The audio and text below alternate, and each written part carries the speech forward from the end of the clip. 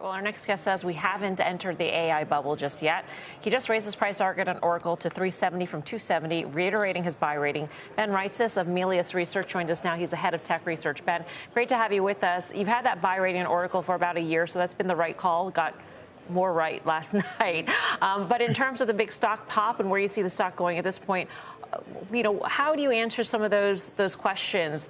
Will RPOs actually materialize into revenue? How will Oracle pay for the CapEx?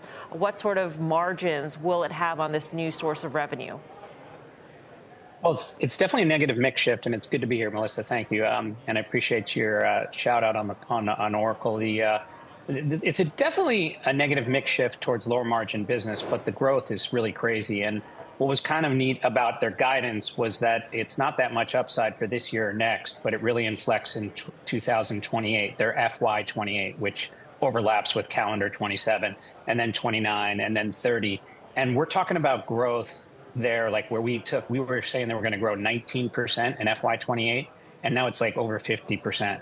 So this kind of growth is in a shortage in the market, especially in software, where SaaS companies, software as a service, is so threatened by AI. The infrastructure companies that made the right investments in cloud and their growth, especially in the out years, are so much better than these guys that you got to get paid for it. So with respect to Dan, if they can pull off this kind of growth, they're going to get paid for it. And it's frankly it's trading at under 30 times my earnings for FY28, where the revenue growth inflects to 50%. Dan, that's cheap. So, if they can get the RPO converted to revenue, it's going to work. I would say the big risk is whether OpenAI can pull off getting funding and keep growing, because their cash flow is negative. So it all depends on OpenAI being a stable and thriving enterprise. Hey, Ben, I do appreciate the respect. But we're talking about 2 years from now. We're talking about a cycle that is already in its third year right now. We're talking about nearly $1 trillion by its main competitors, right, who have basically built out this infrastructure. So, I don't know, as far as valuing this company right now on calendar 2027 in one fell swoop, that seems kind of odd to me.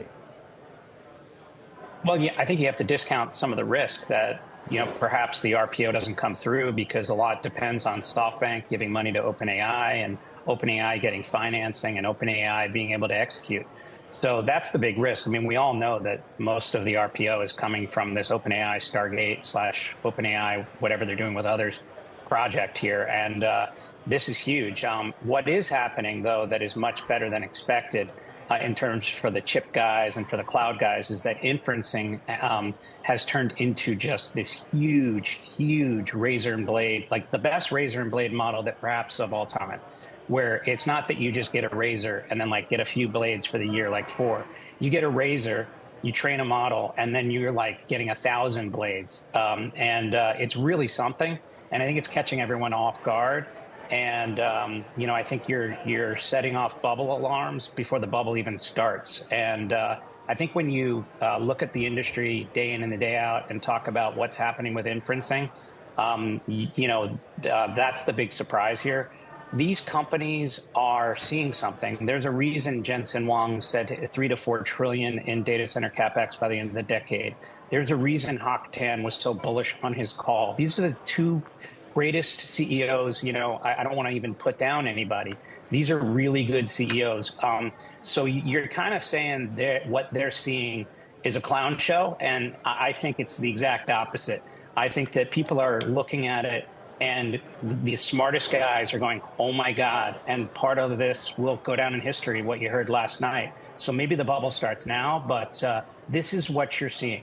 And I would just be careful because we've been building up to this moment, and now AI is starting to have that inferencing halo that could be pretty powerful. And that's our view here.